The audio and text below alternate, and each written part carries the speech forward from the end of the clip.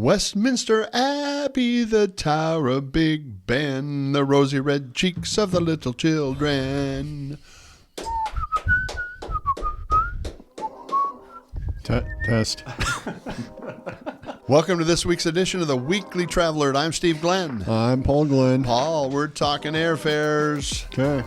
All right, before we get started, we're reminded that Executive Travels sponsors this show, the Weekly Travel Alert. We also put out every Tuesday at 10:30, 100,000 emails called the Weekly Travel Alert. Been going out for over 30 years.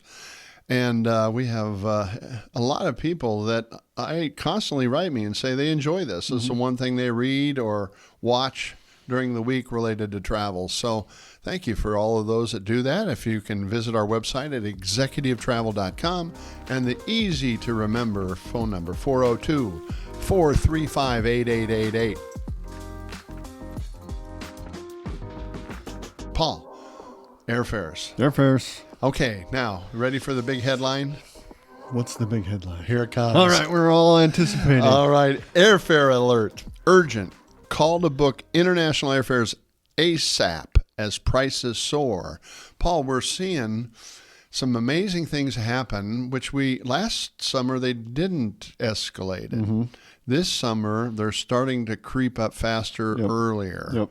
And so we're telling people, if you're going to go internationally, for sure, you may want to lock stuff in as early as you can. That way you don't worry about it, and you're probably going to be on the right side of the curve. Mm-hmm. Yeah, I don't think that we're going to see any prices drop. So I think jump on it sooner rather than later.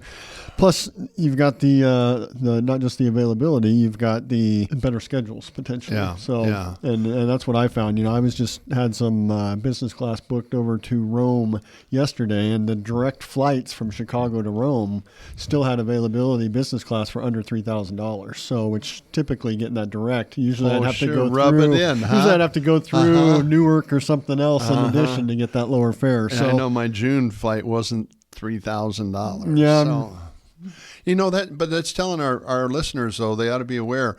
A lot of times you don't want to price your international trip, especially business class, from like Omaha to Rome. You want to go to the hub city, Chicago, Dallas, Atlanta, Philadelphia, New York, and fly from there.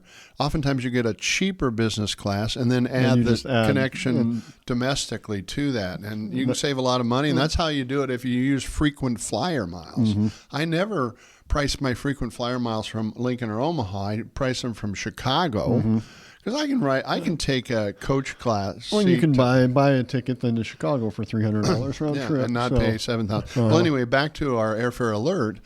We're worried that we're going to see the $10,000 business class this summer, Paul. I've seen them.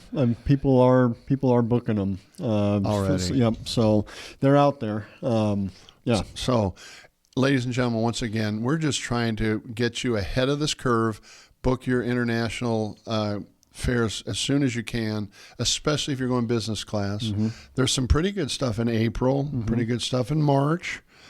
Sneaking in the first half of May is pretty good fares as well. So, but after the 15th of May, Katie, bar the door. It's going north. All right. Item number 2, the headline reads, "The return of connection.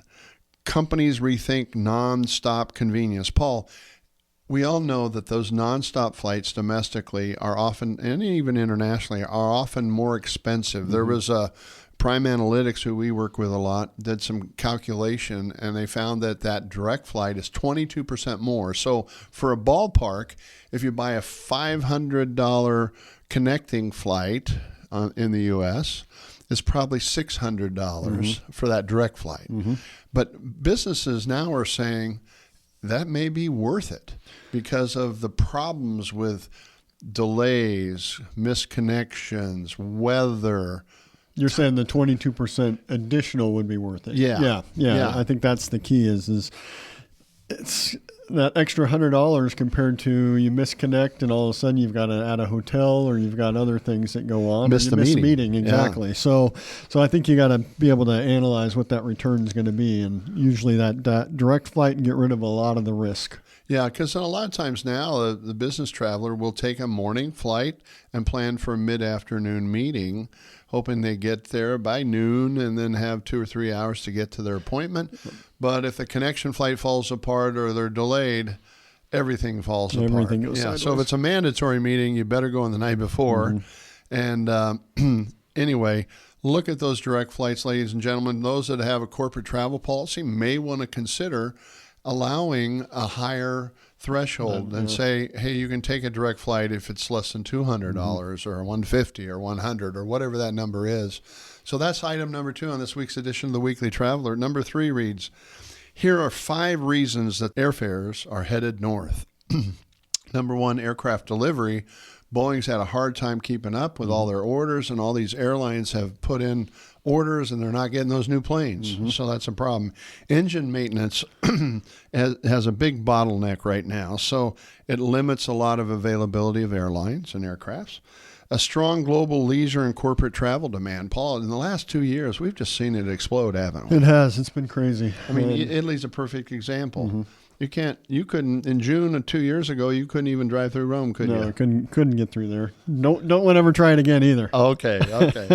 So, and obviously higher fuel, higher labor. Labor cost a year ago, a lot of these unions negotiated a 3-year contract with raising their labor costs 42%. 42%. That adds up really quick. Whoa. Yeah. 42. Now, the airlines are lucky the fuel prices have gone down because can you imagine? It was $100 a barrel. Wow. It was years ago. And then the airlines are flying fuller planes. I was surprised.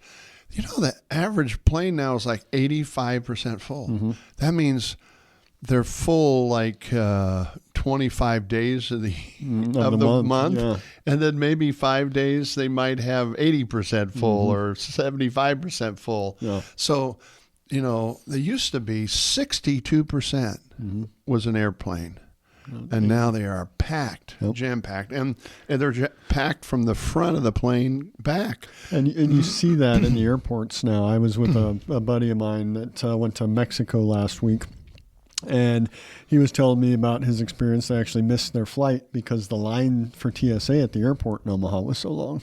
What? Yeah. So they got there an hour and a half early, and they missed their flight because one of the machines was down, and so they were having to run everybody through, and so they were lined up all the way out to the front door for security.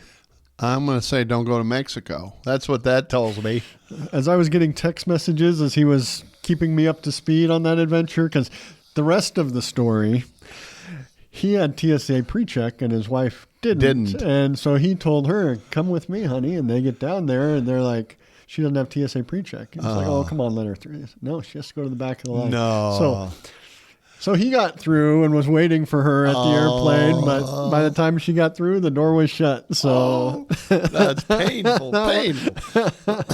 Okay, number 4 on this week's edition of the Weekly Traveler, sponsored by Executive Travel. Here's the single most important safe strategy. Book as early as the schedule's open. Now, they open about, 11 months? 335 days, I believe. Yeah, something like that. So that's booking pretty early. But then you've got that ability to go in there and lock in that fare. You can lock in the fare. You can also, you've got flexibility. If something comes up, you can make adjustments. And guaranteed 11 months out, there's going to be a schedule change of some sort. Yeah. So that's probably one of the dangers you want to consider there is, what you book is not likely going to be what you're going to end up traveling at. There'll be 3 or 4 schedule changes through that process. Yeah, so what you book is probably not what you're going to see at the end of the day.